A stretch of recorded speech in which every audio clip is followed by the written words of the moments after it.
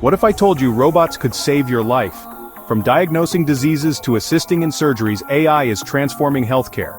But can machines really replace doctors? Let's find out.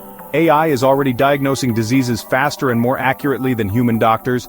Take Google's DeepMind AI. It detects breast cancer with 94.5% accuracy, outperforming human radiologists. AI can scan millions of patient records to spot diseases before symptoms even appear.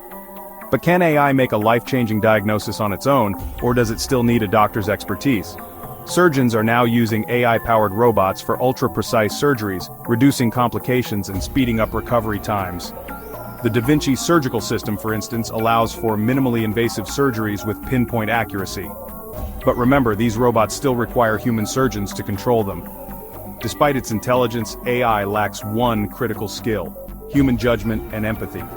Sure, AI can process medical data, but it can't comfort a scared patient or make ethical decisions.